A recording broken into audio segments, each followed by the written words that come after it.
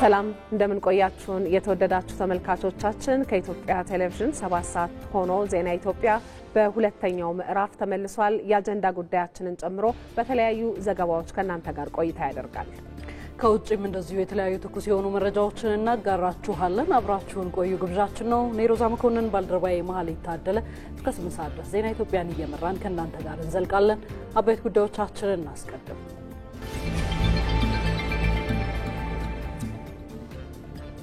በ2018 ረቂቅ በጀት ለልማት ፕሮጀክት የተመደበው ገንዘብ የገቢ አቅምን ብቻ መሰረት አድርጎ የተቀመጠ መሆኑን የገንዘብ ሚኒስትሩ አህመድ ሽዴ ገለጹ።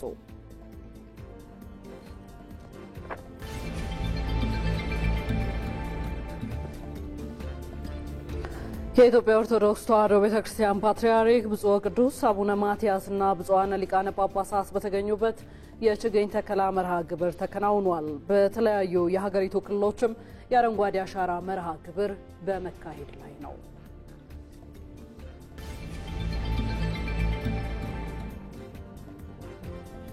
በተለያዩ ወቅቶች የሚወጡ የኦዲት ሪፖርቶችን ተፈጻሚነት ለማረጋገጥ ተጠያቂነትን ማስፈን እንደሚገባ የፌዴራል ዋና ኦዲተር አሳሰበ።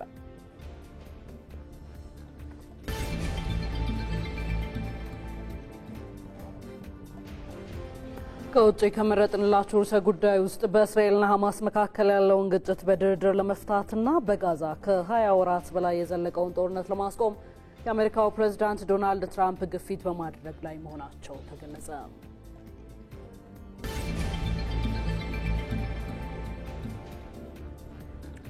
በስፖርት ዘገባችን ማንቸስተር ሲቲ እና ኢንተር ሚላን ከክለቦች የዓለም ዋንጫ ተሰናበቱ። የሳቱ አበይት ጉዳዮቻችን ናቸው። ከዚህ ከስቱዲዮ ከምናደርሳችሁ ጉዳዮች በተጨማሪ ቀደም ሲል እንዳስተዋወቅናችሁ የተለያዩ ርዕሰ ጉዳዮችን ይዘው በተለያዩ የሀገሪቱ አካባቢዎች የሚገኙ ሪፖርተሮቻችን አሉ። ከየት አካባቢ ማንን እንጠብቅ ላላችሁን በጥቂቱ እናስታውሳችሁ። ባልደረባችን ጌታቸው ባልቻ በ2018 ረቂቅ በጀት ላይ በተመለከተ በሕዝብ ተወካዮች ምክር ቤት እየተደረገ ያለውን ውይይት አስመልክቶ ወደ ኋላ ላይ አግኝተነው ማብራሪያ የምንጠይቀው ይሆናል። ተጨማሪ የሆነ መረጃ ያደርሰናል። እንዲሁም የአረንጓዴ አሻራ መርሃ ግብር በተለያዩ የሀገሪቱ አካባቢዎች የተከናወነ እንደሆነ ይታወቃል። ከዛ ጋር አያይዘን አባዲ ወይናይን እናገኘዋለን። የኢትዮጵያ ኦርቶዶክስ ተዋሕዶ ቤተክርስቲያን ፓትርያርክ ብፁዕ ቅዱስ አቡነ ማትያስና ብፁዓን ሊቃነ ጳጳሳት በተገኙበት የአረንጓዴ አሻራ የማኖር ስነ ስርዓት ተከውኗል። እዛ ላይ ሰፊ ማብራሪያ ወደ ኋላ የሚያደርሰን ይሆናል። ወደ ባህር ዳር እንሻገራለን። በዚሁ በአረንጓዴ አሻራ ላይ ትኩረታችንን አድርገን ሪፖርተራችን ሳሙኤል ወርቃየውን እናገኛለን። በባህር ዳርና አካባቢዋ ያሉ የአረንጓዴ አሻራ መርሃ ግብር የማስጀመሪያ ስነ ስርዓት እና አጠቃላይ ዝግጅቱና እየተደረጉ ያሉ ሁነቶች ምን ይመስላሉ? እንደዚሁ ተጨማሪ የሆኑ ማብራሪያዎች የሚያደርሰን ይሆናል። እዚሁ አረንጓዴ አሻራ ላይ አሊ ደደፎን ከኦሮሚያ እናገኘዋለን። እሱም ተጨማሪ የሆኑ ማብራሪያዎችን በዚሁ በአረንጓዴ አሻራ ጋር በተገናኘ የሚያደርሰን ይሆናል።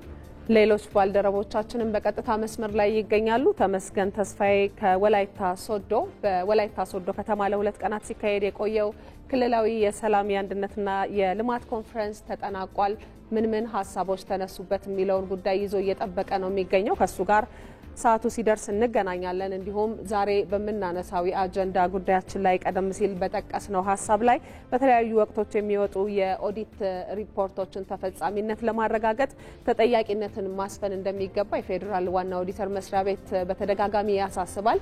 ባለፉት ዓመታት የነበሩ የኦዲት ግኝት ሪፖርቶች ምን መልክ አላቸው የሚለውን ጉዳይ ሳምሶን ገድሉ ይዞ እየጠበቀ ነው። እሱንም እንዲሁ በሰዓቱ እናገኘዋለን። ከዚሁ ጉዳይ ጋር በተገናኘ እንግዳ ጋብዘናል። ለተጨማሪ ማብራሪያም ተመልካቾቻችን እንግዳችን በገንዘብ ሚኒስቴር የኢንስፔክሽን መምሪያ ኃላፊ የሆኑት ወይዘሮ አባይነሽ ተሾመ ናቸው። እሳቸውንም ሁሉንም ሪፖርተሮቻችንን ቆይተን እናገኛቸዋለን። አብራችሁን ሁኑ ተመልካቾች።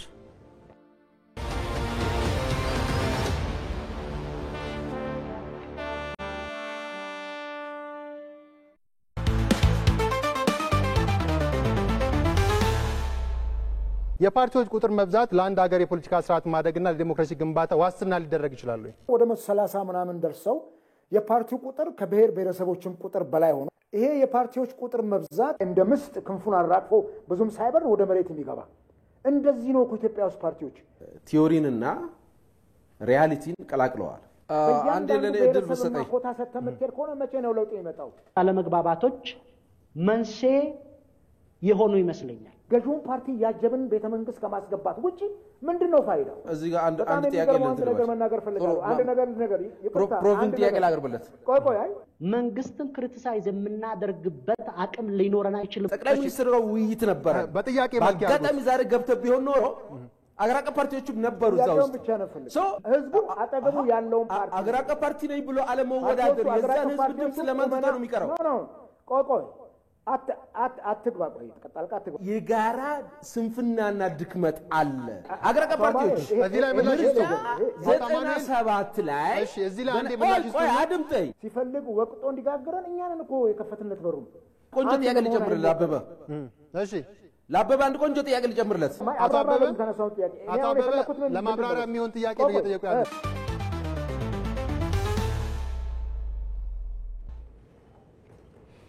የኢትዮጵያችን እየተከታተላችሁ ትገኛላችሁ። ወደ ቀዳሚው ዘገባችን አምርተናል።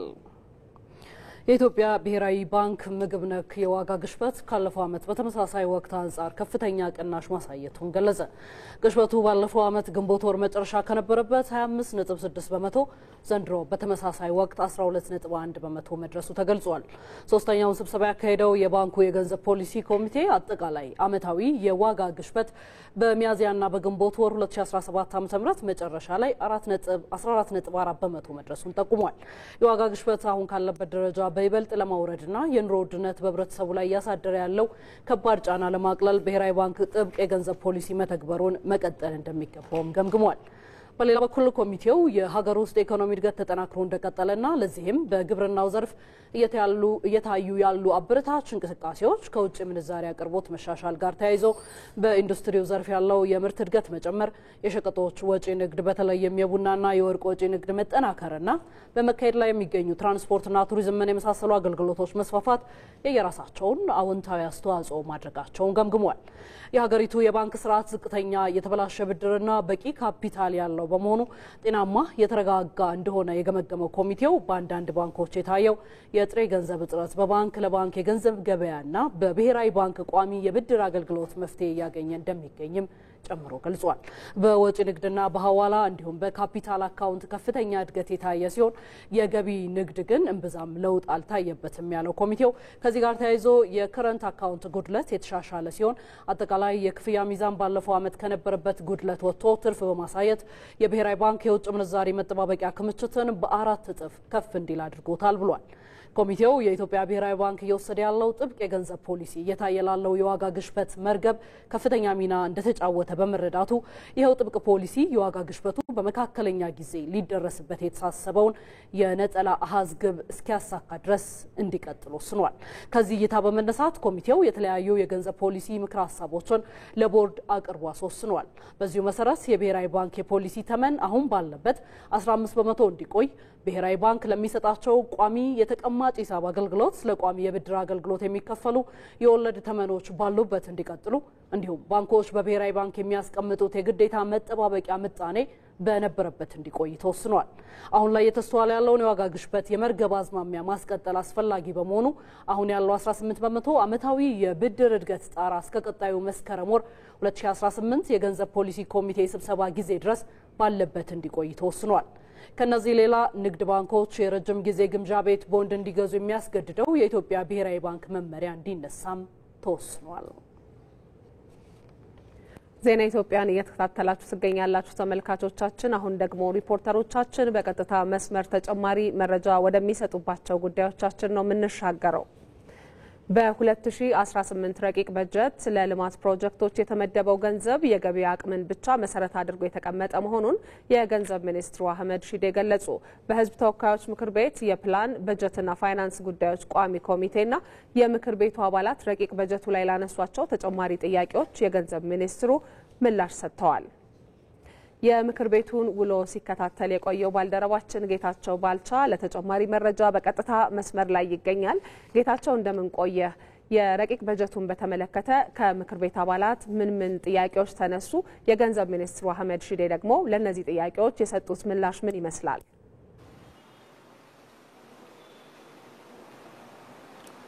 እንደሚታወቀው የገንዘብ ሚኒስትሩ አቶ አህመድ ሺዴ ከቀናት በፊት የ2018 ረቂቅ በጀትን መግለጫ ለሕዝብ ተወካዮች ምክር ቤት አቅርበው በዝርዝር ውይይት ተደርጎበት ከዛም በኋላ እንግዲህ ለሚመለከተው ለፕላን በጀትና ፋይናንስ ጉዳዮች ቋሚ ኮሚቴ ለዝርዝር እይታ ተመርቶ ነበር። በዛሬው ዕለትም እንግዲህ ተጨማሪ ውይይት ተደርጓል በሕዝብ ተወካዮች ምክር ቤት ማለት ነው። በረቂቅ በጀቱ ላይ እንግዲህ የሕዝብ ተወካዮች ምክር ቤት አባላት እንዲሁም ቋሚ ኮሚቴውም ጥያቄዎችን አንስተዋል። በተለይ ካነሷቸው ጥያቄዎች መካከል የ2018 ረቂቅ በጀት በዋናነት ለመደበኛ ወጪ ከፍ ያለ ገንዘብ ይዟል የሚል ነገር አንስቷል። የካፒታል በጀትስ በዚህ ውስጥ ለምን ታሳቢ ያልተደረገም? እድገቱ የመደበኛ ወጪን ያህል አይደለም የሚል ነገር ተነስቷል። ከዛ በተጨማሪ እንግዲህ በተለይ የተለያዩ የመንገድ ፕሮጀክቶች ግንባታስ በተለይ በአሁኑ ወቅት ለተጀመሩ የመንገድ ፕሮጀክቶች ማጠናቀቂያ እንጂ አዲስ ለሚያዙ ፕሮጀክቶች በጀት አልተመደበም የሚልም ነገር ተነስቷል።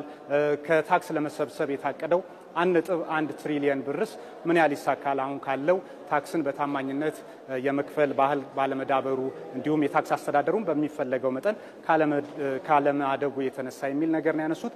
እነዚህንና ሌሎች ጥያቄዎችን አንስተዋል። የገንዘብ ሚኒስትሩ አቶ አህመድ ሺዴም ለእነዚህ ጥያቄዎች ምላሽ ሰጥተዋል ማለት ነው።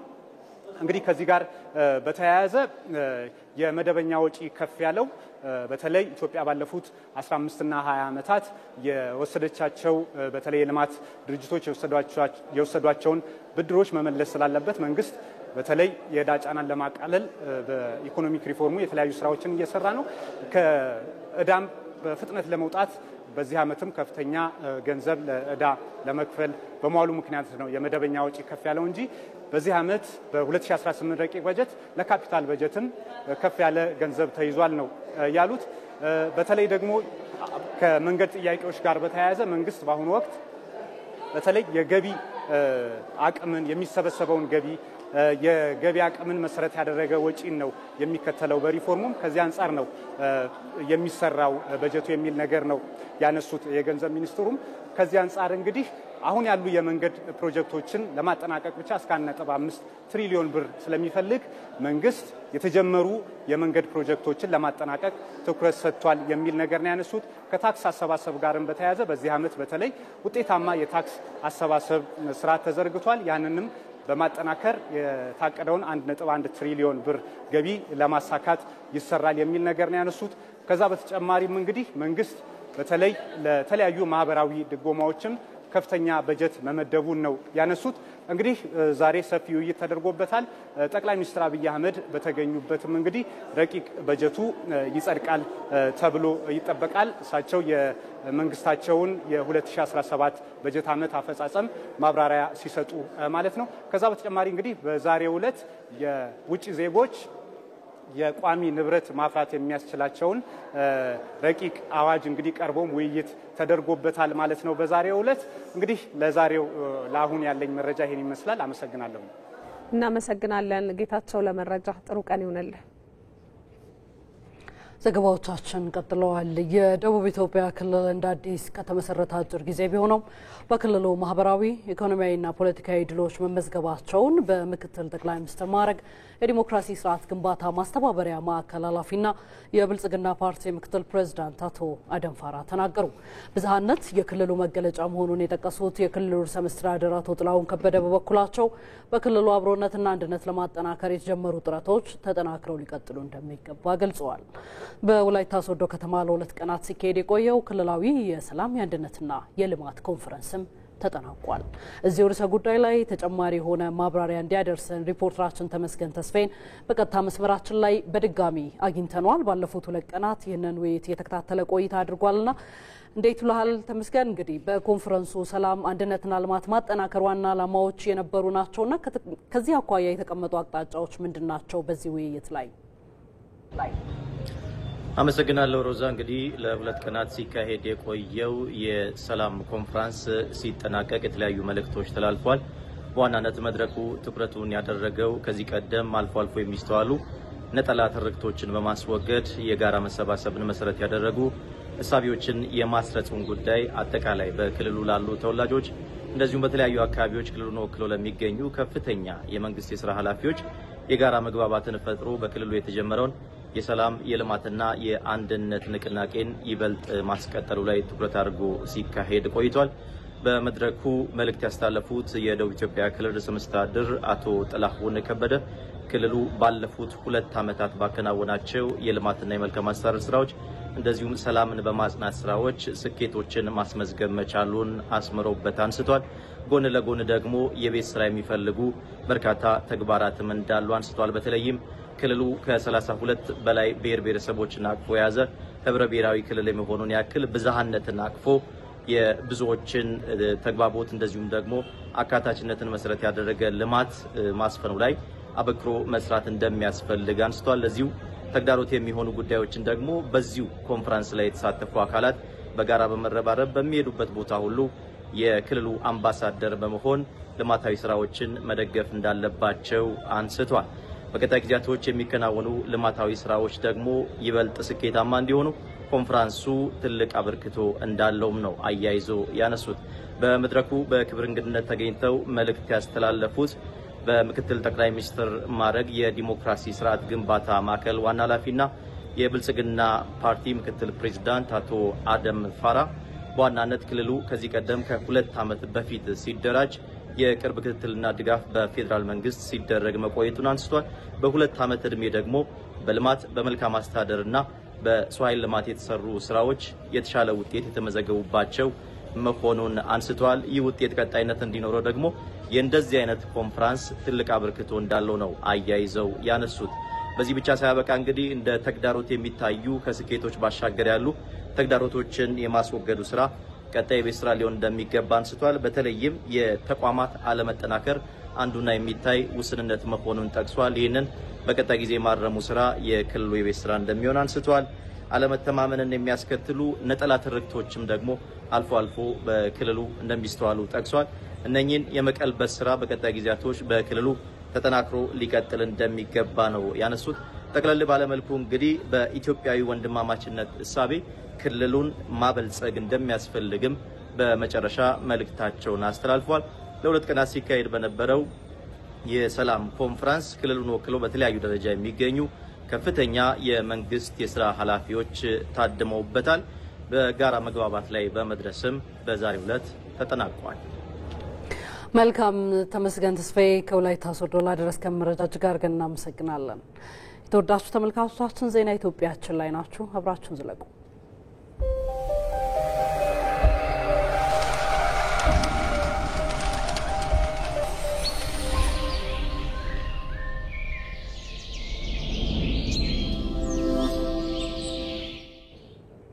የአረንጓዴ አሻራን ወደ ተመለከቱ ጉዳዮቻችን ነው የምንሻገረው ተመልካቾቻችን። ለዚህ ደግሞ ሪፖርተሮቻችን ከተለያዩ አካባቢዎች በቀጥታ መስመር ላይ ነው የሚገኙት። ሪፖርተራችን አባዲ ወይናይ እዚህ አዲስ አበባ ይገኛል። ዛሬ በኢትዮጵያ ኦርቶዶክስ ተዋሕዶ ቤተክርስቲያን ብፁዓን አባቶች የተከናወነውን የአረንጓዴ አሻራ መርሃ ግብር ሲከታተል ነው የቆየው። እንዲሁም ባልደረባችን ሳሙኤል ወርቃየው ከባህር ዳር የከተማው የአረንጓዴ አሻራ መርሃ ግብር ንቅናቄ ተጀምሯል፣ እሱን ሲከታተል ቆይቷል። አሊ ደደፎም ወንጪ ወረዳ ሰንቆሌ ተራራ ላይ የተከናወነውን የአረንጓዴ አሻራ መርሃ ግብር እየተከታተለ ነው የሚገኘው። እነሱን ሪፖርተሮቻችንን የያዟቸውን ጉዳይ እኛም ይዘን እንቀጥላለን። አባዲ ወይናይ የያዘውን ጉዳይ እናስቀድማለን። የኢትዮጵያ ኦርቶዶክስ ተዋሕዶ ቤተክርስቲያን ፓትርያርክ ብፁዕ ወቅዱስ አቡነ ማትያስና ብፁዓን ሊቃነ ጳጳሳት በተገኙበት የችግኝ ተከላ መርሃ ግብር ተከናወነ። በዚህ የችግኝ ተከላ መርሃ ግብር ላይ የአዲስ አበባ ከተማ አስተዳደር ከፍተኛ የመንግስት የስራ ኃላፊዎች ተገኝተዋል። የኢትዮጵያ ኦርቶዶክስ ተዋሕዶ ቤተክርስቲያን ለምእመኗ ስለ አረንጓዴ አሻራ ግንዛቤ በመስጠትና በማስተማር ኃላፊነቷን እንደምታጠናክር ተገልጿል። ይህንኑ ጉዳይ በተመለከተ ቀደም ሲል እንዳስተዋወቅኳችሁ አባዲ ወይናይ በቀጥታ መስመራችን ላይ ነው የሚገኘው። አባዲ እንደምን ቆየህ? በድጋሚ ነው የተገናኘ ነው። የኢትዮጵያ ኦርቶዶክስ ተዋሕዶ ቤተክርስቲያን በአረንጓዴ አሻራ ላይ ሚናዋን በምን መልኩ እየተወጣች ነው ተባለ? ዛሬ የተከናወነው መርሃ ግብርስ ምን ይመስላል? አመሰግናለሁ። እንግዲህ የኢትዮጵያ ኦርቶዶክስ ተዋሕዶ ቤተክርስቲያን ፓትርያርክ ብፁዕ ወቅዱስ አቡነ ማትያስና ብፁዕ ሊቃነ ጳጳሳት በተገኙበት ነው በዛሬው ዕለት የአረንጓዴ አሻራ መርሃ ግብር ሲካሄድ የነበረው። በዚህ የአረንጓዴ አሻራ መርሃ ግብር የአዲስ አበባ ከፍተኛ የመንግስት የስራ ኃላፊዎችም ተገኝተው ነበር። በዚህ በቦሌ ዓለም አቀፍ አውሮፕላን የቪአይፒ ተርሚናል ፊት ለፊት በሚገኘው የቦሌ ታቦት ማደሪያ በተከናወነው የአረንጓዴ አሻራ መርሃ ግብር በርካታ ጥቅም ያላቸው የችግኞችና እጽዋቶች ናቸው ሲተከሉ የነበሩት። እንደሚታወቀው 7ኛ ዙር የአረንጓዴ አሻራ መርሃ ግብር በይፋ ተጀምሯል። በሀገር አቀፍ ደረጃ ወደ 7.5 ቢሊዮን ችግኞችን ለመትከል እቅድ መያዙ ነው የተገለጸው። በአዲስ አበባ ደረጃ ደግሞ ከ4.2 ሚሊዮን በላይ ችግኞችን ለመትከል በርካታ ስራዎችን እየተሰራ እንደሚገኝ ተጠቅሷል። እንግዲህ የኢትዮጵያ ኦርቶዶክስ ተዋሕዶ ቤተክርስቲያንም የሚጠበቅባትን ሀገራዊና ማህበራዊ ኃላፊነት በአግባቡ ለመወጣት በርካታ ተግባራትን እያከናወነች እንደምትገኝ ነው የተገለጸው። በተለይም ደግሞ ባለፉት ዓመታት የአረንጓዴ አሻራ መርሃ ግብር ስኬታማ እንዲሆን በማድረግ ረገድ ምዕመናንን በማስተማርና እንክብካቤ እንዲያደርጉ በማድረግ ረገድ ሰፋፊ ስራዎችን ስታከናውን እንደነበር ተጠቅሷል። በተለይም ደግሞ በአብያተ ክርስቲያናት አካባቢ በርካታ ችግኞች እንዲተከሉ በማድረግ በተለይም ሀገር በቀል እጽዋቶች እንዲተከሉና እንዲያፈሩ በማድረግ በርካታ ስራዎችን ስታከናውን እንደነበር ተጠቅሷል። በዚህ የአረንጓዴ አሻራ መርሃ ግብርም ምዕመናን ንቁ ሆነው ተሳታፊ ሆነው አጠቃላይ እንቅስቃሴያቸውን እንዲያከናውኑና የሚተክሏቸው ችግኞች እንዲንከባከቡ በማድረግ ረገድ ትምህርቶችን በማስተማርና አጠቃላይ ስራዎችን እንዲሰሩ በማድረግ ረገድ የምትሰራው ስራ በቀጣይም እንደምታጠናክር ነው የተገለጸው። የአዲስ አበባ ከተማ ምክትል ከንቲባ አቶ ጃንጥራር አባይ ተገኝተው መልእክታቸውን አስተላልፈው ነበር። እሳቸው እንደገለጹት ከሆነ በአዲስ አበባ ከተማ አጠቃላይ ለአረንጓዴ አሻራ መርሃ ግብር የተያዘውን ግብ ለማሳካት ሰፋፊ ስራዎች እየተከናወኑ ይገኛሉ። በተለይም ደግሞ የኢትዮጵያ ኦርቶዶክስ ተዋሕዶ ቤተክርስቲያን ያከናወነችው የአረንጓዴ አሻራ ስራ የሚደነቅ ነው። ሌሎች የሃይማኖት ተቋማትና የሃይማኖት አባቶችም የሚሰሩትን ስራ ሊያጠናክሩ ይገባል። የሀገራዊ ራዕይ ስላለው ይህ የአረንጓዴ አሻራ ግቡ እንዲመታና አጠቃላይ የሚገኘውን ጥቅም ለማሳደግ የሚሰራውን ስራ እንዲደግፉ አጠቃላይ የሃይማኖት አባቶች የሚሰሩት ስራ ሊያጠናክሩ እንደሚገባ አንስተዋል። የከተማ አስተዳደሩም ከተለያዩ የሃይማኖት አባቶች ጋር እንዲሁም ደግሞ የሃይማኖት ተቋማት ጋር የሚሰራውን ስራ በቀጣይም አጠናክሮ እንደሚቀጥል የተገለጸው። እንግዲህ አጠቃላይ የሚተከሉ ችግኞችን በቀጣይ የሚኖራቸውን እንክብካቤ ለማሳደግ በርካታ ስራዎች እንደሚሰሩ በዛሬው በነበረው መድረክ ተገልጸዋል። እናመሰግናለን አባዲ ለመረጃው።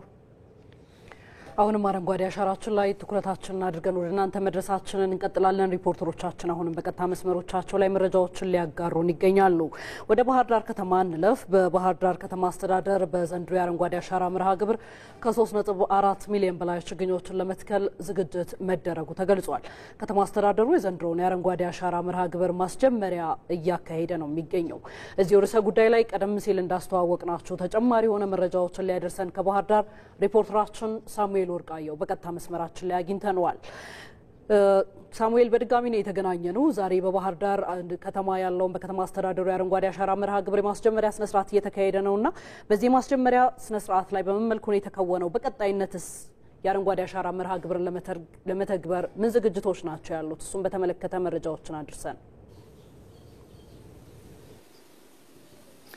አመሰግናለሁ። እንደ ሀገር የዘንድሮው የአረንጓዴ አሻራ መርሃ ግብር ማስጀመሪያ መርሃ ግብር እንግዲህ ከቀናት በፊት እንደ ሀገር ይፋ መደረጉ የሚታወስ ነው። በአማራ ክልል ደረጃ ነጥለን ስናየው ደግሞ በአማራ ክልል በዚህ አመት ከ1.6 ቢሊዮን በላይ ችግኞችን ለመትከል ሰፊ ዝግጅት ሲደረግ ቆይቷል። ከነዚህ ቁጥሮች መካከል ደግሞ በባህር ዳር ከተማ አስተዳደር ደረጃ ከ3.4 ሚሊዮን በላይ ችግኞችን በከተማ በተለያዩ አካባቢዎች ለመትከል ሰፊ ዝግጅት ሲደረግ ቆይቶ ነው እንግዲህ በዛሬው ዕለት የማስጀመሪያ መርሃ ግብር የተከናወነው ማለት ነው። በዚሁ የማስጀመሪያ መርሃ ግብርም የባህር ዳር ከተማ ተቀዳሚ ምክትል ከንቲባ አቶ ጎሹ እንዳላማውም ተገኝተው ነበር። የተለያዩ መልእክቶችንም አስተላልፈው ነበር። እንግዲህ ባህር ዳር በተለይም ከ2011 ዓመተ ምህረት ጀምሮ በተለይ በአረንጓዴ አሻራ መርሃ ግብር የተለያዩ አስተዋጽኦችን ስታበረክት እንደቆየችና በዚህ ፍሬያማ ውጤቶች እየታዩ እንደሚገኙ ገልጸዋል። በከተማ አስተዳደር ደረጃም ከ16.9 ሚሊዮን በላይ ችግኞች እንግዲህ ባለፉት ዓመታት መተከላቸውን ነው የገለጹት። ይህም የደን ሽፋኗን ከፍ ማድረግ መቻሉ ነው የተገለጸው። ወደ 26.2 በመቶ ማድረስ መቻሉም ተገልጿል ማለት ነው። በዚሁ በጀት ዓመት ማለትም በዘንድሮው የአረንጓዴ አሻራ መርሃ ግብርም ከ3.4 ሚሊዮን በላይ ችግኞችን ለመትከል ታቅዶ ሰፊ ዝግጅት ሲደረግ ቆይቶ ዛሬ ተጀምሯል። እንግዲህ ለወደፊቱም እነዚህ ስራዎች ተጠናክረው የሚቀጥሉ ይሆናል ማለት ነው። ከንቲባው በተለይም ደግሞ ባህር ዳር ውብ ከተማ ነች። የጣናና አባይን ተንተርሳ የተቆረቆረች ከተማ ነች። ተፈጥሮ የቻላትን ከተማ ደግሞ በተለይ አረንጓዴ በማልበስ በደን የተሸፈነች ከተማ እንዲሁም ደግሞ በአረንጓዴ የተጎናጸፈች ከተማ ማድረግ ይገባናል ብለዋል። ከዛ ባሻገርም እንግዲህ ችግኝን መትከል በተለይም ደግሞ ትውልድን በትውልድ ቅብብሎሽ የመጣችውን ሀገር የማስረከብ ለትውልድ የማስቀጠል ኃላፊነት አለብንና ትውልዱን በዚህ አኳያ የበኩሉን አስተዋጽኦ ሊያበረክት ይገባል። አንድም የምግብ ሉዓላዊነትን በማረጋገጥ ረገድ በተለይም ደግሞ በሌላ መልኩ ደግሞ የአካባቢ ጥበቃን በማስጠበቅና የአየር ንብረት ለውጥ የሚያሳድረውን ተጽዕኖ በመከላከል ረገድ አስተዋጽኦን በመረዳት እንግዲህ ትውልዱን በዚሁ ረገድ ሚናውን ሊወጣ እንደሚገባ ነው የተገለጸው። በባህር ዳር ከተማ ደረጃም የሚተከሉ ችግኞችም ለከተማ ውበት የሚሆኑ የጥላ ዛፎች እንዲሁም ደግሞ ለምግብ ሉዓላዊነት አስተዋጽኦ የሚያበረክቱ አቮካዶና የመሳሰሉ ፍራፍሬዎችም እንደሚተከሉ ነው የሚጠበቀው። ዛሬ ተጀምሯል። ይህ መርሃ ግብር ደግሞ እንግዲህ በተከታታይ ቀናት እነዚህ ስራዎች በግልም በተቋማትም እንዲሁም ደግሞ ማህበረሰቡን በነቂስ ወጥቶም ተከላ የሚያከናውን ይሆናል። ለጊዜው ያለኝ መረጃ ይሄን ይመስላል። መልካም እጅግ አድርገን እናመሰግናለን ሳሙኤል ለመረጃዎቹ። መልካም ቀን ይሁንልህ። ከዚሁ ጋር ወደ ተገናኘ ሌላኛው ጉዳያችን እንሻገር። በኦሮሚያ ክልል በደቡብ ምዕራብ ሸዋ ዞን ወንጭ ወረዳ በሰንቆሌ ተራራ ላይ የ2017 የአረንጓዴ አሻራ መርሃ ግብር ተጀምሯል። የኦሮሚያ ክልል የገጠር ልማት አስተባባሪ አቶ አዲሱ አረጋ የክልሉን የ2017 የአረንጓዴ አሻራ መርሃ ግብር አስጀምረዋል። በኦሮሚያ ክልል በ2017 ዓ.ም 5 ቢሊዮን ችግኞችን ለመትከል የታቀደ ሲሆን ይህንን ለማሳካት የተፈጥሮ የፍራፍሬ ለደን እንዲሁም ለምግብ አገልግሎት የሚውሉ ችግኞች የሚተከሉ ስለመሆኑ ተገልጿል። የወንጭ ወረዳ ነዋሪዎች ቀደም ሲል በሰንቆሌ ተራራ ላይ የተተከሉ ችግኞችን በመንከባከብ የቆዩ ቢሆንም አሁንም ይህንን ተግባራቸውን አጠናክረው እንደሚቀጥሉ አስታውቀዋል። ይህንኑ ጉዳይ በተመለከተ ለተጨማሪ መረጃ አሊ ደደፎ በቀጥታ መስመራችን ላይ ይገኛል። አሊ እንደምን ቆየ? 6 ሰዓት ላይ ተገናኝተን ነበር። በድጋሚ ነው አሁን የተገናኘ ነው። ምን አዳዲስ ተጨማሪ መረጃዎች አሉ? በተለይ በመርሃ ግብሩ ላይ የተሳተፉ ሰዎችን አነጋግረህ ከሆነ የሰጡህን ሀሳብ ጨምረህ አካፍለን። አመሰግናለሁ። እንግዲህ በኦሮሚያ ክልል የ2017 የአረንጓዴ ልማት አሻራ መርሃ ግብር በደቡብ ምዕራብ ሸዋ ዞን በወንጪ ወረዳ ሲንቅሌ ተራራ ላይ ነው የተጀመረው ማለት ነው። ያው ቀደም ብዬ በ6 ሰዓት ዜና ወጃችን እንደገለጽኩት ማለት ነው በአካባቢው በደን ሽፋን ከዚህ በፊት እንክብካቤ ሲደረግለት የቆየ አካባቢ ነው። የአካባቢው ነዋሪዎችም በድጋሜ በአሁኑ ጊዜ የ2017 እንደ ኦሮሚያ ክልል በዛ አካባቢ መጀመሩ በጣም ደስታ ነው የተሰማቸው። ለወደፊትም ይሄንን ደን የበለጠ ለመንከባከብ ዝግጁ መሆናቸውን ነው የገለጹት ማለት ነው። በዚህ በዛሬው መርሃ ግብር ማለት ነው የተተከሉ ችግኞች ለአቮካዶን ጨምሮ ማለት ነው በርካታ ለምግብና ለደን አገልግሎት የሚውሉ ተክሎች ናቸው ሙሉ በሙሉ የተተከሉት ማለት ነው። መርሃ ግብሩን ያስጀምሩት የኦሮሚያ ክልል የገጠር ልማት አስተባባሪ የሆኑት አቶ አዲሱ አረጋ ናቸው።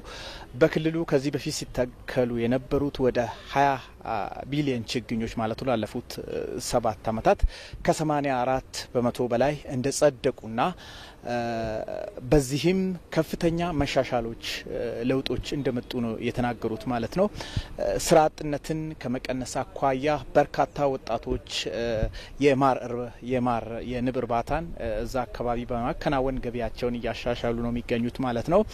የሀሮማያ ሐይቅ ከዚህ በፊት ደርቆ የነበረው መመለሱን እንዲሁም ደግሞ የአፈር መንሸራሸሩ የቀረ መሆኑን የገለጹት ማለት ነው።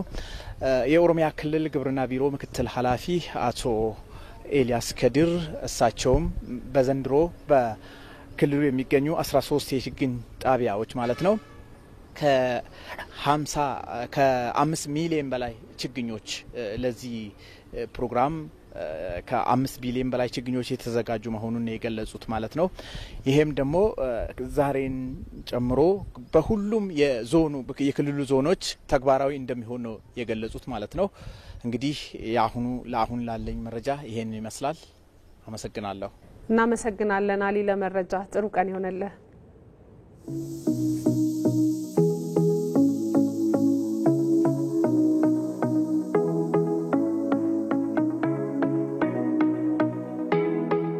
ችግኝ መትከላችን ሁላችንም የሚጠቅም ነገር ነው። እንደ ሀገር ይጠቅማል፣ እንደ አህጉር ይጠቅማል፣ እንደ ዓለም ጥሩ ልምምድ ነው። ከተፈጥሮ ጋር ተስማምተን ተግባብተን መኖር ስላለብን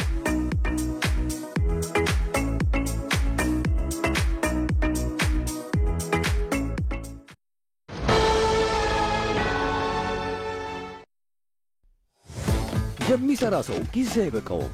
ስለዚህ ረጅሙን ጉዳይ በዘዴ ያሳጥረዋል።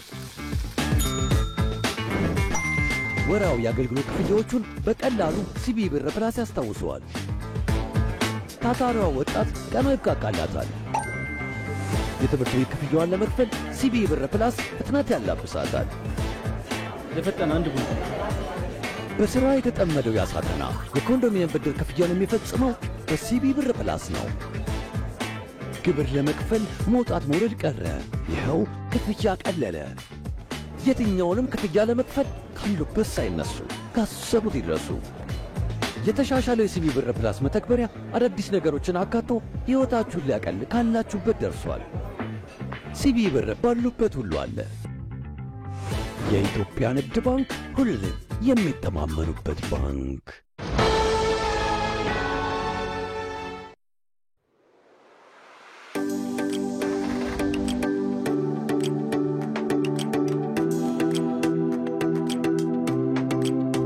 እንኳን ደህና መጣችሁ። ነጋይዳ በገና ጋይዳ እንደሄድን አሻማሻ ደኑ ወደ 24.47 ሄክታር ነው። ሰፊ ደን ያለው ማሳም አለ። ባህላዊ ግቢ ነው። ሳር ቤቶች ናቸው።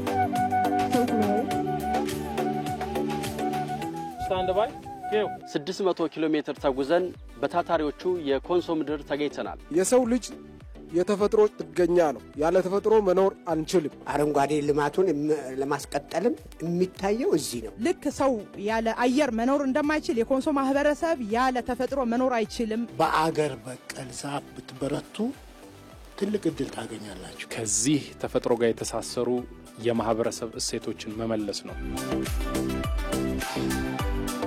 ሰውና ተፈጥሮ እንዴት አዛምደን እንሄድ? እሳት አደጋ ከደረሰ ስለተንከባከበ ነው። ዛሬ ላይ ይሄ ስላለ ነው ቤቶቹ ተጠግነው የሚሰሩ። መሬቱ ተሰጥቶኝ መሬቱን ከማረስና ከመጠቀም ውጪ ዛፍ አይነካም፣ ክልክል ነው። ጥርት ያለ እይታ፣ ጥርት ያለ ሐሳብ ይፈልጋል። ይሄ እንደ ሀገርም ትምህርት ነው። ተፈጥሮንስ እንዴት እንደሚቆጣጠሩት እንዴት መስተጋብር እንደሚያደርጉት ይሄ ራሱ ክውን ነው። ትውን ጥበባት ነው። አካባቢው አረንጓዴ ሲሆን ሰው እንደዚሁ ይለመልማል። ባይበላ እንኳን ባይጠጣ እንኳን የሚያሳፍረን የሚያሸማቀቀንን ድህነት ከዛም አልፎ ደግሞ ረሃብን ለመቀልበስ የተፈጥሮ ሀብት ላይ መስራት አለብን።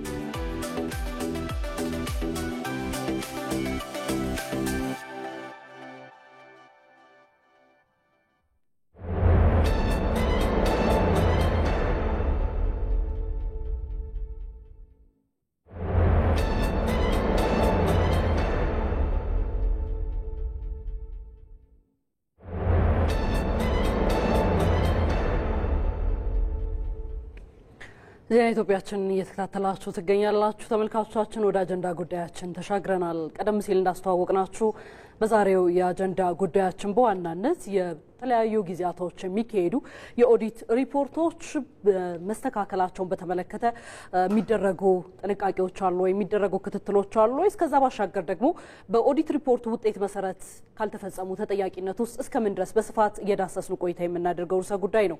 ከዚህ ጋር በተገናኘ ታዲያ ተጨማሪ የሆኑ መረጃዎችና ማብራሪያዎችን እንዲያደርሱን እዚህ እንግዶች ጋብዘናል። እንዲሁም ደግሞ በተጨማሪ የሆነ በተለይ ባለፉት ዓመታት ያሉ የዋና ኦዲት ሪፖርቶችን በተመለከተ ተጨማሪ የሆነ ማብራሪያና መረጃዎችን በተለይ እንዲያደርሰን ሪፖርተራችን ሳምሶን ገድሉ በቀጥታ መስመራችን ላይ ይገኛል። ከዛ ባሻገር በገንዘብ ሚኒስቴር የኢንስፔክሽን መምሪያ ኃላፊ የሆኑት አባይነሽ ተሾመን እንደዚሁ እንግዳችን አድርገን እዚህ ስቱዲዮ ጋብዘናል። እንዲሁም በፍትህ ሚኒስቴር የፍትሐ ብሔር ፍትህ አስተዳደር ዳይሬክቶሬት ጀነራል ምክትል ዳይሬክተር ጀነራል የሆኑትን ሲሳይ አስፋውንም እዚህ ስቱዲዮአችን ተጨማሪ የሆኑ ማብራሪያዎች እንዲያደርሱን ጋብዘናል። የምናስቀድመው ሪፖርተራችን ሳሙኤል ገድሎን ይሆናል። የፌዴራል ዋና ኦዲተር መስሪያ ቤት በየዓመቱ ማጠቃለያ ላይ ለሕዝብ ተወካዮች ምክር ቤት የበጀት ዓመቱን የፋይናንስ ሕጋዊነትና ክዋኔ ኦዲት ሪፖርትን ያቀርባል። በየዓመቱ በኦዲት ከሚገለጹ ግኝቶች መካከል ፕሮጀክቶች አፈጻጸም ያስከተሉት ኪሳራዎች፣ ያለአግባብና ከሕግና ስርዓት ውጪ ወጪ የተደረጉ ገንዘቦች የሚገኙበት ይሆናል ማለት ነው። ከዚህ ጉዳይ ጋር አያይዘን ታዲያ ተጨማሪ የሆነ መረጃ እንዲያደርሰን ሳምሶን ገድሉ በቀጥታ መስመራችን ላይ አግኝተነዋል። እንዴት ቆይተሃል ሳምሶን? እንግዲህ እነዚህ በተለያዩ ዓመታት የተደረጉ የክዋኔና የዋና ኦዲተር ሪፖርቶች በተመለከተ ኢትዮጵያ እንደ ሀገር ያ ውጤት ባለማምጣቱ ምን ኪሳራዎች ገጥመዋታል የሚለው ላይ ትኩረትን አድርገን መረጃዎችን አድርሰን አመሰግናለሁኝ ሮዛ። እንግዲህ እንዳላችሁት ነው በተለይ የፌዴራል ዋና ኦዲተር መስሪያ ቤት የተለያዩ የመንግስት ተቋማትን የክዋኔና የፋይናንስ ህጋዊነት ኦዲት ያደርጋል። ይህንን ኦዲት አድርጎ ደግሞ ለህዝብ ተወካዮች ምክር ቤት በየአመቱ ይህን ሪፖርት ያቀርባል። ከዚህ አንጻር እንግዲህ ያለፉትን የተወሰኑ አመታት ለመመልከት እንሞክር። በ2014 የ2013 በጀት አመት የክዋኔ ኦዲት የክዋኔና የፋይናንስ ግልጸኝነት ኦዲትን ሲያቀርብ የፌዴራል ዋና ኦዲተር መስሪያ ቤት እንዳስቀመጠው ከሆነ የኢትዮጵያ ኢንጂነሪንግ ግሩፕ ለምሳሌ በአዳማ የግብርና ማምረቻ ስራ አፈጻጸም ውጤታማነትን በተመለከተ ባደረገው የኦዲት ግምገማ ላይ እንዳስቀመጠው ከሆነ ተቋሙ ህግና መመሪያን የተከተለ ግዥን መፈጸም እየተገባው ያለምንም የግዥ ገበያ ጥናት ፍላጎት ጭምር እንዲሁም ደግሞ ከኢትዮጵያ መልክዓ ምድር እንዲሁም ደግሞ ከአፈር ጋር የሚስማማ የተስማሚነት ጥናት ጭምር ሳያደርግ ከዛ ባለፈ ደግሞ ካለምንም የግዥ እቅድና ጨረታ ከተለያዩ የዓለም ሀገራት ወደ 14452 በላይ የግብርና ማሽነሪዎችን ግዢ ፈጽሟል። ይህ እንግዲህ ለነዚህ ግዢ በጊዜው ማለት ነው ከፍተኛ የውጭ ምንዛሬ ጭምር የወጣባቸው ናቸው። ለምሳሌ ይሄን ብንመለከት ብናየው ራሱ በዶላር ስንመለከተው 146 ሚሊዮን 134,400 ዶላር ወጪ ተደርጎባቸዋል። እንዲሁም ደግሞ ይህ ብቻ አይደለም፣ በዩሮም ጭምር ደግሞ ተጨማሪ ደግሞ ክፍያም ተፈጽሟል። ወደ 10 ሚሊዮን 513,431 ዩሮ በድምሩ ወደ ብር ስንለውጠው በጊዜው በነበረው የምንዛሬ ተመን ስንለውጠው 4 ቢሊዮን 837 ሚሊዮን 853,383 ብር ለነዚህ ለግብርና ማሽነሪዎች ወጪ ተደርጎ ግዢ ተፈጽሟል። ከነዚህ ውስጥ ደግሞ ይህ የኦዲት ሪፖርት ሲቀርብ እንደተገለጸው ከሆነ እነዚህ ኦዲት እስከተደረጉበት 2014 ዓመተ ምህረት ድረስ ከ14452 ውስጥ 5825ቱ ለሽያጭ ሳይቀርቡ አገልግሎት በማይሰጡበት ሁኔታ ተከማችተው እንደሚገኙ ተጠቅሷል። ይህ እንግዲህ ያስከተለው ኪሳራ ቀላል የሚባል አይደለም። የመጀመሪያው ነገር የግዢ ህግና አግባብን ተከትሎ መግዛት መሰረታዊ ጉዳይ ነው። ከዛ ባለፈ ደግሞ በጥናቶች ላይ እነዚህ ግዢዎች መመስረት ነበረባቸው። ይህ ባለመሆኑ እንግዲህ ከፍተኛ ኪሳራን አስከትሏል። ከዛ ባሻገር የፕሮጀክት አፈጻጸምን እንኳን ብንመለከት ወይም ተቋማት መስራት ያለባቸውን ባለመስራታቸው የሚያስከትለውን ኪሳራ እንኳን ብንመለከት በተመሳሳይ በኦዲት ሪፖርት ላይ በዛው ዓመት እንደቀረበው ከሆነ የኢትዮጵያ ኮንስትራክሽን ስራዎች ኮርፖሬሽን የአዳማ አዋሽ መንገድ ከባድ ጥገና እና የ10 ዓመት የማስተዳደር ውል ከመንገዶች ባለስልጣን ቢቀበልም ይህንን ባለማድረጉ ብቻ በሁለት ወራት ውስጥ ከ39.8 ትሪሊየን ብር በላይ እዳ እንዲኖርበት አድርጓል። እንግዲህ ተቋሙ ካለው ካፒታልም በላይ እዳ እንዲሸከም ሆኗል። እንግዲህ ወደ 2015ና 16 አካባቢ እንኳን መጣ ብለን ደግሞ የተወሰኑትን እንኳን ብናያቸው ተጀምረው ከተቋረጡና ደግሞ ወደ ሌላ ጨረታዎች ተሰጥተው እንዲጀመሩ ከተደረጉ ፕሮጀክቶች መካከል ከ13 ፕሮጀክቶች በድምሩ 16 ቢሊዮን 681 ሚሊዮን በላይ ብር እንዲታጣ ምክንያት ሆኗል። ይህ እንግዲህ ይህን ያክል ብር እንዲወጣበት ወጪ እንዲደረግ ኪሳራ እንዲመጣ አድርጓል። ከዛ ባሻገር እንግዲህ ይህንን የመንገዶች ባለስልጣን ወደ 3 ቢሊዮን ብር በላይ ክፍያ የፈጸመባቸው 4 ፕሮጀክቶች በአጠቃላይ በጊዜው ባለመጠናቀቃቸውና ተጨማሪ ለሌላ ጨረታ በመሰጣታቸው ሳቢያ ከ8 ቢሊዮን በላይ ኪሳራን አስከትሏል። እነዚህ እንግዲህ ለማሳያ ያክል ያነሷቸው ናቸው እንጂ በተለያዩ ጊዜያት ካለ አግባብ የሚከፈሉ የደሞዝ ክፍያዎችን ጨምሮ ሌሎችን እንኳን ብናነሳ በጣም ከፍተኛ የሆነ ኪሳራን በሀገር ላይ እያስከተሉ ይገኛሉ። እነዚህ እንግዲህ በህግ አግባብ ሊታዩ እንደሚገባ የፌዴራል ዋና ኦዲተር መስሪያ ቤት በእያንዳንዱ ሪፖርቱ ላይ እንደ ምክረ ሀሳብ ጭምር ለህዝብ ተወካዮች ምክር ቤት ያቀርባል። መልካም ሳምሶን ገድሎ እጅግ አድርገን እናመሰግናለን ለመረጃዎቹ። ተመልካቾቻችን ሰፊ የሆነ ማብራሪያ ነው ያደረሰን ሳምሶን። እዛ ላይ ተንተርሰንም እንግዲህ እንዳልነው ቀደም ሲል ከገንዘብ ሚኒስቴር ወይዘሮ አባይነሽ ተሾመ እንዲሁም ከፍትህ ሚኒስቴር ሲሳይ አስፋውን እዚህ እንግዶቻችን አድርገን ጋብዘናል። እጅግ አድርገን እናመሰግናለን እንግዶቻችን ለሰዓታችሁ። እንግዲህ ቀደም ሲል ከሪፖርተራችን ዘገባም ከሳምሶንም ማለት ነው እንደተረዳ ነው በርካታ በዋና ኦዲት ሪፖርት የሚወጡ አሉ። እነዚህ ሪፖርቶች ደግሞ የሚያመላክቱት እንደ ሀገር እየታጡ ያሉ በርካታ ነገሮች መኖራቸውን ነው። ስለዚህ የገንዘብ ሚኒስቴር ይህን በተመለከተ ላስቀድምና የኦዲት ግኝቱን ተከትሎ ምን ያህል ማስተካከያዎች ተደርጓል? ምን ጉዳይስ ላይ የተደረገው ማስተካከያ አለ የሚል ቁጥጥር ስርዓት አለው? ያንን እስቲ ተገብራሉ? ወይዘሮ አባይነሽቶን ላስቀድምና። እሺ፣ አመሰግናለሁ ስለተሰጠኝ እድል። እንደተባለው የአፈጻጸም ክፍተቶች ሰፊ ናቸው። ነገር ግን እነዚህን በአንድ ጀንበር የምንፈታቸው አይደሉም። ያንን ለማስተካከል ግን ቀደም ብሎ የውስጥ ኦዲት እቅድ ስጋትን መሰረት ያደረገ እንዲቀርብ መሄዱ ጋይድላይንሶች አሁን ቀደም ሲያነሳቸው የነበሩት የፕሮጀክት አፈጻጸም ተሰብሳቢ ተከፋይ ሂሳቦች እነዚህ አሰራር ክፍተቶች ላይ መሰረት በማድረግ የኦዲት እቅድ እንዲቀርብ እናደርጋለን። በዛ መሰረት ኦዲቱ እንዲመጣና ቀድሞ የመከላከል ስራ በውስጥ ኦዲቱ ቀርቦ ባሉ አፈጻጸሞች እንዲፈቱ የማድረግ ስራዎች ይሰራሉ። ከዛ በዘለለ ደግሞ እንግዲህ በዋና ኦዲተር አሁን የ2016 ነው ሲያነሳቸው የነበረው ግን አሁን የወጡት ናቸው። ከዛ በፊት በነበሩት ላይ ግን የምናደርገው ምንድነው የዋና ኦዲተር ሪፖርት መነሻ በማድረግ የድርጊት መርሃ ግብር እንዲቀርብ ይደረጋል። በዛ መሰረት ክትትሎች ይደረጋሉ። ተጠያቂ መደረግ ያለባቸው እንግዲህ የፋይናንስ ኃላፊነትን ባለመወጣት የተቀባይነት የሚያሳጣ 4 አይነት የኦዲት ኦፒኒየን የሚሰጥባቸው አሉ። አንደኛው ዲስክሌመር የበቂ ማስረጃ ባለመቅረቡ ኦዲት አድርጌ አስተያየት መስጠት አልችልም የሚለው ነው። ሌላኛው ደግሞ አድቨርስ የሚባለው ከስታንዳርድም ከሕግም አንጻር ሲታይ ከፍተኛ ክፍተት ያለበት በመሆኑ ተብሎ የሚሰጥ ነው። ሌላኛው ደግሞ ጥቂት ክፍተቶች ያሉ ስለሆነ ብሎ የሚሰጠው ኦፒኒየን ነው። ሌላኛው የመጨረሻው እንግዲህ ነቀፌታ የሌለው ወይም ክሊን የኦዲት ኦፒኒየን የሚሰጠው ነው። ይህን ስናይ ክፍተቶች ቢኖሩም ከአመት አመት እየተሻሻለ የመጣበትን ነው የሚያሳየው። ይህንን በቁጥር መግለጽ ካስፈለገ 2014 73 ተቋማት ነበሩ እነዚህ ክሊን የኦዲት ኦፒኒየን የተሰጣቸው። 2015 ደግሞ ስንመጣ 79 ናቸው።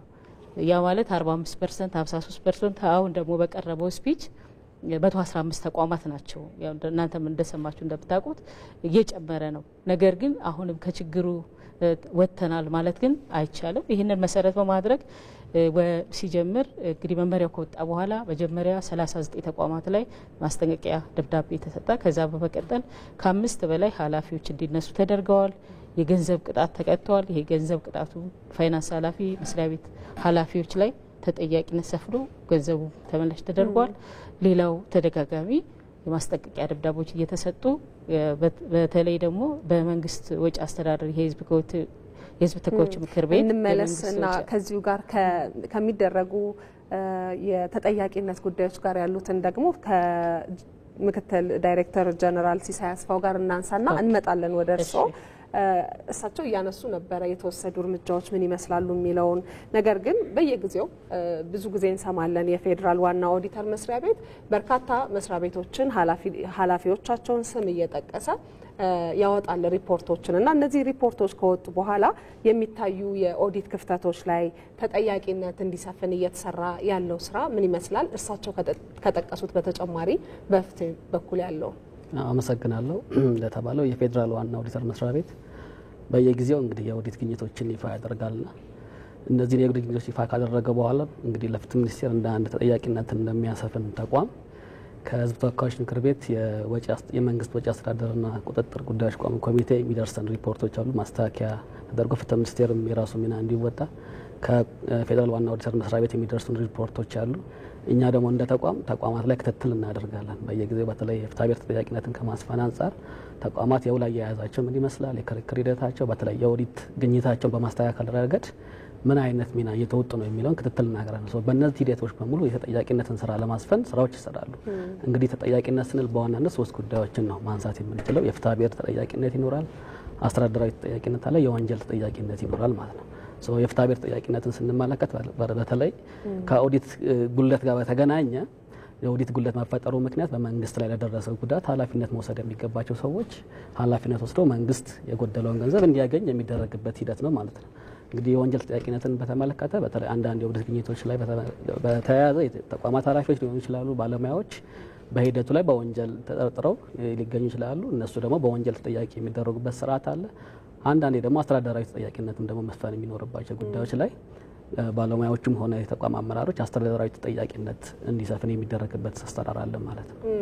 እነዚህ አሰራሮች ምን ያህል ውጤታማ ሆኑ የሚለውን ጉዳይ ቢያነሱልኝ ደስ ይለኛል። ምክንያቱም የኦዲት ክፍተቶች ዘንድሮ ላይ የመቀነስ አዝማሚያ ታይቶባቸዋል እንጂ በተከታታይ ዓመታት ከፍተኛ እንደነበሩ የፌዴራል ዋና ኦዲተር ሲገልጽ ነበርና በቀጣይ የሚኖሩ ተጠያቂነቶችን ለማጠናከር ያቀዳችሁትስ ምንድነው? ጥሩ እንግዲህ የኦዲት ተጠያቂነትን ቅድም እንዳልኩት ከፍትሐ ብሔርም ከወንጀልም ከአስተዳደርም አንፃር እንግዲህ ፍትህ ሚኒስቴር በስፋት እየሰራበት ያለ ጉዳይ ነው። ነገር ግን የኦዲት ተጠያቂነት ቀላል ጉዳይ አይደለም፣ በጣም ውስብስብ ነው። በብዛት የኦዲት ግኝትን አስመልክቶ የሚሰራ የተጠያቂነት ስራ በብዛት መረጃው የሚገኘው የኦዲት ጉድለት ከታየበት ተቋም ነውና ስለዚህ በዛ ተቋም ስር የሚገኙ የበላይ አመራሮች በስር ያሉ መካከለኛ አመራሮች ባለሙያዎች ሰፊ ትብብር ይጠይቃል። መረጃውንም ተጠያቂ ለማድረግ የሚሞክረው አካል መረጃውን ከነዚህ አካላት ነው የሚያገኙት። የነዚህ አካላት መተባበርና አለመተባበር በውጤታማነቱ ላይ ትልቅ አስተዋጽኦ አለው። የዋና ኦዲተር መስሪያ ቤት የሚሰጠው መረጃ እንደተጠበቀ ሆኖ ማለት ነው። ፍትህ ሚኒስቴር እንዳልኳችሁ በፍትሐ ብሔርም በወንጀልም ስራዎቹን እየሰራ ነው፣ እያከናወነ ነው። እነዛ በሂደት ላይ ያሉ ኦልሬዲ ደግሞ ተጠያቂ የተደረጉ ሰዎችም ያሉና ውጤቱን በአጭር ጊዜና በአንዴ ማግኘት የሚቻል አይደለም። ማለት በሂደት ለውጦች እየታዩ ነው፣ እየመጡ ነው።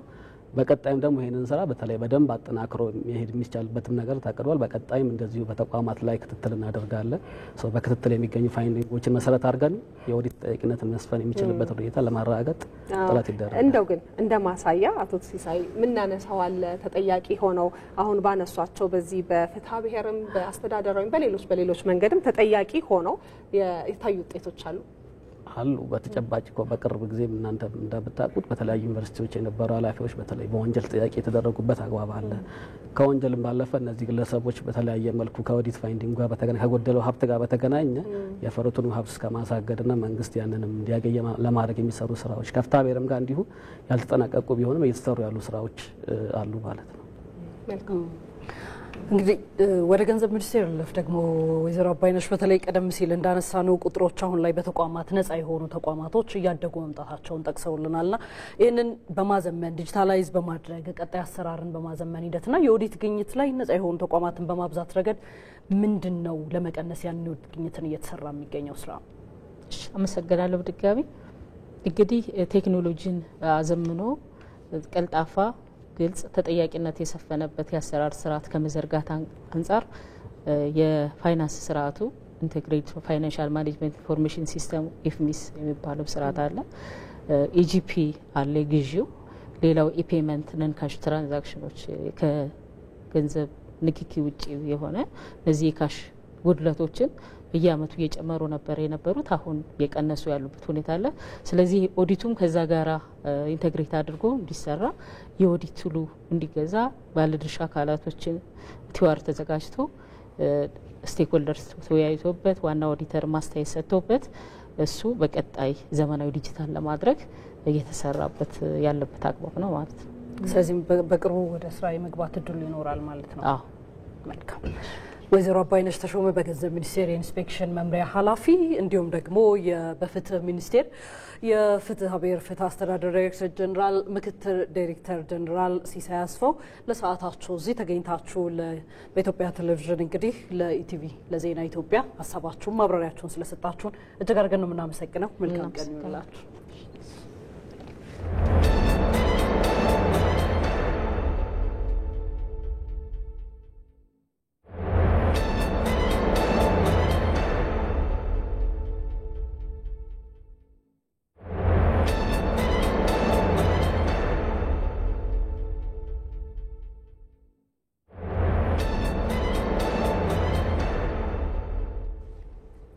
ወደ ሌሎች ዜናዎቻችን እንሻገራለን። ኢትዮጵያ ያላትን ሰፊ የብዝሃ ሕይወት ሀብት በመጠበቅ ዘርፉ የሚያመነጨውን ኢኮኖሚ የሚያጎለብት ብሔራዊ ስትራቴጂ መዘጋጀቱን የኢትዮጵያ ብዝሃ ሕይወት ኢንስቲትዩት አስታወቀ።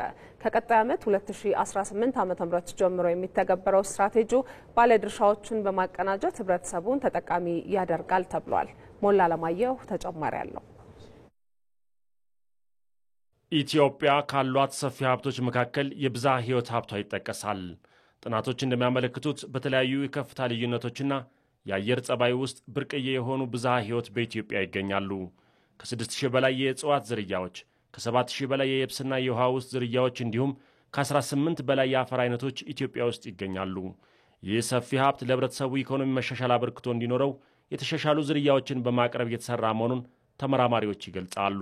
የተሻሉ ዝርያዎችን የማዳቀል ስራ ብዙ ጥሩ ምርት የሚሰጡትን ወተት የሚሰጡትን ጥሩ ስጋ እንዲሰጡ የተሻለ ዝርያን በመምረጥ ያንን የማዳቀል ስራ የማሻሻል ስራ እየተሰራ ቀጣይነት ያለው እንዲሆን የማድረግ ስራ እየተሰራ ነው። በጥበቃ ቦታ ብቻ ሳይሆን በኤክሲቱም በጂም ባንክም አባለዘር ለችግር ጊዜ የሚሆን ከ120,000 ቀሰም በላይ በጂም ባንክ ማንበር ችለናል። የወንድ አባለዘር በጂም ባንክ ማቆየት ችለናል። ችግር በመኖርበት ሰዓት መልሶ ጥቅም ላይ እንዲውሉ ይደረጋል። እስካሁን ወደ 32 የሚሆኑ ጥብቅ ቦታዎች በአገሪቱ ውስጥ አቋቁመን ከ1500 በላይ የደንና የመኖ እጽዋት ዝርያዎች በዛ በተፈጥሮ ቦታዎች እየተጠበቁ ይገኛሉ። ይሄ ብቻም አይደለም። በኢዘ ቦታው ደግሞ ከተፈጥሮ ቦታዎች ውጪ በቀዝቃዛ ጂም ባንክና በሌላ መስክ ጂም ባንክ ከ5400 በላይ ናሙናና ከ450 በላይ የደንና የመኖ እጽዋት ዝርያዎች በመጠበቅ ላይ ይገኛሉ። ይሄ ብቻ አይደለም፣ በቀጣይነት መጠበቅ ብቻ አይደለም። ቅድም እንዳነሳሁት በቀጣይነት ጥቅም ላይ እንዲውሉ ማድረግ ነው ዋናው። ጥቅም ላይ እንዲውሉ ደግሞ እነዚህን ዝርያዎች የዘር ናሙናዎችን ለተጠቃሚዎች ለልማትና ለምርምር እንዲውል እያሰራጨን እንገኛለን። የብዝሃ ሕይወትን በመጠበቅና በማልማት ለዜጎች ኑሮ መሻል ከሚሰሩ ባለድርሻ አካላት መካከል የክልል አካባቢ ጥበቃ ቢሮዎች ተጠቃሾች ናቸው። ለአብነት በኦሮሚያ ክልል ከብዝሃ ሕይወት ሀብት ዜጎች በደን ልማትና በብዝሃ ሕይወት እንክብካቤ ተጠቃሚ እንዲሆኑ እየተሰራ መሆኑን የክልሉ የአካባቢ ጥበቃ ባለስልጣን ምክትል ዋና ዳይሬክተር ቦና ያዴሳ ይናገራሉ። እንደ ኦሮሚያ አካባቢ ጥበቃ ባለስልጣን ባለፉት አመታት 2-3 አመታት ወደ 651,000 ሄክታር የሚሆን መሬት የተፈጥሮ ደን ለፓርክና ለኢኮቱሪዝም ፕሮቴክትድ ኤሪያስ ሆኖ እንዲከለል እንዲጠበቅና ህብረተሰቡ ከዛ ተጠቃሚ እንዲሆን አካባቢን በማይጎዳ ደኑን በማይጎዳ ስነ ምህዳሩን በማይጎዳ መልኩ ተጠቃሚ እንዲሆን 651,000 ሄክታር ደሊኔት ተደርጎ ተከልሎ ሼፍ ፋይል ተዘጋጅቶ እየተሰራበት ነው ያለው እየለማ ነው ያለው ማለት ነው። ኢትዮጵያ ለረጅም ጊዜ ጠብቃ ያቆየችውን የብዝሃ ሕይወት ሀብት ለዜጎች ኑሮ መሻልና ለኢኮኖሚው የሚኖረውን አስተዋጽኦ ለማሳደግ የሚያግዝ ብሔራዊ የብዝሃ ሕይወት ስትራቴጂ መዘጋጀቱን የኢትዮጵያ ብዝሃ ሕይወት ኢንስቲትዩት ዋና ዳይሬክተር ዶክተር ካርታ ካስኪ ገልጸዋል። የተለያዩ ሚኒስቴር መስሪያ ቤቶችን ያሳተፈ የብሔራዊ የብዝሃ ሕይወት ስትራቴጂና ድርጊት መርሃ ግብር ነው። ይሄ ድርጊት መርሃ ግብር ከዚህ ከቀጣይ 2018 ጀምሮ ወደ ትግበራ ይገባል። የብዝሃ ሕይወት ጥበቃ ቦታዎችን በ2030 ወደ 30% እናደርሳለን የሚል አንድ ታርጌት ነው የተቀመጠው። ወደ 19 ታርጌቶች አሉ። ከቅርብ ዓመታት ወዲህ እየተተገበሩ የሚገኙ የአረንጓዴ አሻራ፣ የአፈርና ውሃ ጥበቃ ስራ፣ የፓርኮችና የደን ጥበቃ ስራዎች እንደ ሀገር የየብስና የውሃ ስነ ምህዳሩን በመመለስ የብዝሃ ሕይወት ሀብት ላይ አስተዋጽኦ እያደረጉ ይገኛል። ወደ ውጭ ዘገባችን ተሻግረናል። በእስራኤልና ሐማስ መካከል ያለውን ግጭት በድርድር ለመፍታትና በጋዛ ከ20 ወራት በላይ የዘለቀውን ጦርነት ለማስቆም የአሜሪካው ፕሬዝዳንት ዶናልድ ትራምፕ ግፊት በማድረግ ላይ መሆናቸው ተገለጸ። ጠቅላይ ሚኒስትር ቤንያሚን ኔታንያሁ በሚቀጥለው ሳምንት መጀመሪያ ከዶናልድ ትራምፕ ጋር በጋዛ የተኩስ አቁም እንዲሁም በኢራን ጉዳይ በዋሽንግተን ይመክራሉ ተብሎ እንደሚጠበቅም እየወጡ ያሉ መረጃዎች ያሳያሉ። ይህ በእንዲህ እንዳለ እስራኤል በጋዛ በፈጸመችው ጥቃት ከ80 በላይ ሰዎች መሞታቸው የተነገረ ነው። ምን ተስኖት ይልማ አሁንም ፍንዳታዎች አልቆሙም። የትም ብትገባ ከአየር ጥቃት ማምለጫ የለህም። የእስራኤል ቦምብ ጣይ አውሮፕላኖች በጋዛ ሰማይ ስር እሳት ተሸክመው ይንጎራደዳሉ። ጋዛ በ22 ወራት ጦርነት ወደ አመድነት ተቀይራለች። ከሰማይ የሚወረወረው ቶን ከምድር ጋር ሲዋሃድ መሬትን ያንቀጠቅጣል ሲል የ60 ዓመቱ የ5 ልጆች አባት በጋዛ የተኩስ አቁም ሰምተናል፣ ነገር ግን መሬት ላይ ሞትን እያስተናገድን ነው ሲል ለአልጀዚራ ይናገራል። አሜሪካ ያቀረበችው የ60 ቀናት የተኩስ አቁም ስምምነትን ተግባራዊ ለማድረግ እስራኤል በጽኑ ትፈልጋለች ሲሉ የውጭ ጉዳይ ሚኒስትሩ ጌዲዮን ሳር ይገልጻሉ። ነገር ግን ሐማስ ትጥቅ መፍታትና መፍረስ ይኖርበታል። ይህም የእስራኤል የማያወላዳ አቋም መሆኑን በማረጋገጥ ሐማስ በበኩሉ ለውጥ እንዲመጣ ከተፈለገ እስራኤል ጦርነቱን አቁማ ከጋዛ ሙሉ ለሙሉ መውጣት ይኖርባታል፣ ኳሱ በእናንተው እጅ ነው ያለው ማለቱ ተቃርኖን አባብሶታል። በዚያም ሆነ በዚህ በሰላማዊ ሰዎች ላይ የሚደርሰው ጫና እንዲቆም የተኩስ አቁም ስምምነት ስምምነት ላይ እንዲደረስና ያልተቋረጠ የሰብአዊ እርዳታ ወደ ጋዛ እንዲገባ ከአሜሪካም ሆነ ከአውሮፓ ግፊት እየደረሰባት ያለችው ቴልአቪቭ በጋዛ ያለውን ረሃብ እንደ መሳሪያ እየተጠቀመች ነው የሚለውን ክስ አትቀበለውም። ትላንት ማምሻውን በጋዛ ሰሜናዊ ክፍል እንዲሁም የፍልስጤም መንግስት ስልታዊ ወንጀል ነው ሲል በገለጸው በማዕከላዊ ጋዛ በደረሱ ጥቃቶች ከ80 በላይ ሰዎች ተገድለዋል።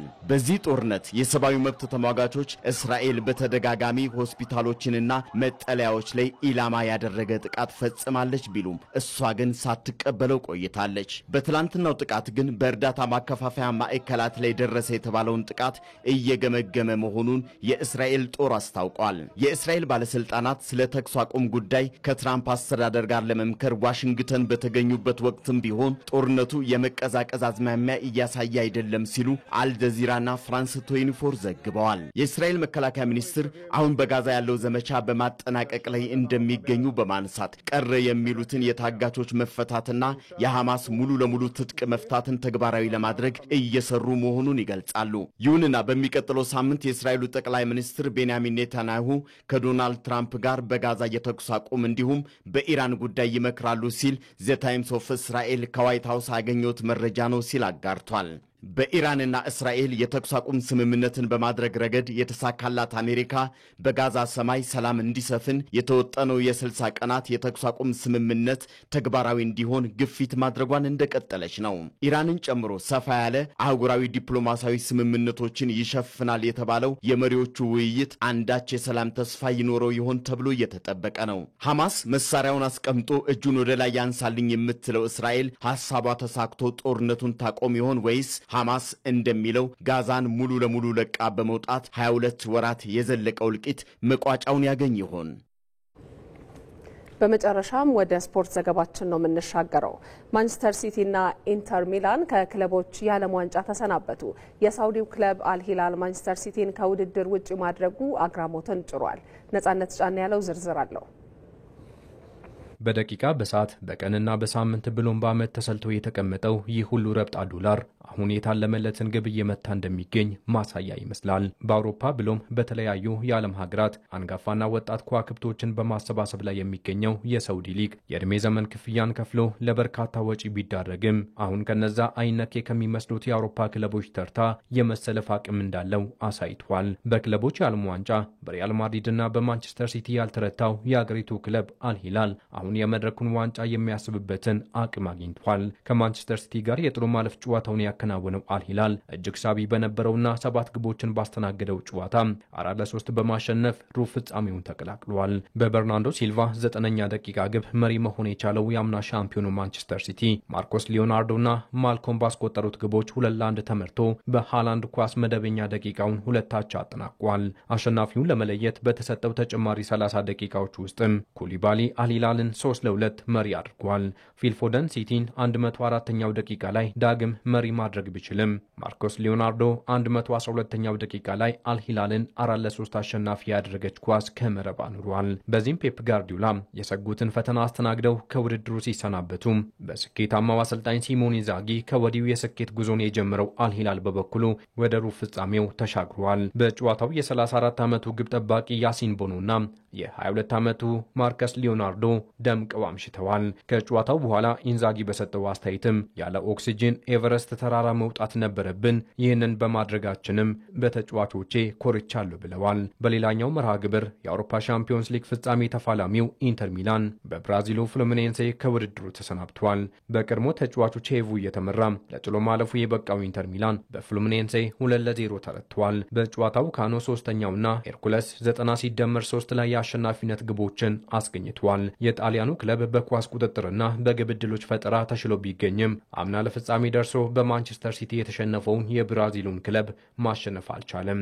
በአንጋፋ ተጫዋቾች የሚመራው ፍሉሚኔንሴ በ40 ዓመቱ ተጫዋች ቲያጎ ሲልቫና በ44 ዓመቱ ግብ ጠባቂ ፋቢዮ ለስኬት ደርሶ በሩብ ፍጻሜው ከአልሂላል ተገናኝቷል። የተወዳጅ ተመልካቾቻችን ከቀኑ 6 ሰዓት እስካሁን እስከ 8 ሰዓት ድረስ የዜና ኢትዮጵያችን በሁለት ምዕራፎች ተከፍሎ የተለያዩ የሀገር ውስጥና የውጭ ትኩስ መረጃዎችን በቀጥታ ለእናንተ ለተወዳጅ ተመልካቾቹ ሲያደርስ ቆይቶ መጠናቀቂያው ላይ ደርሷል።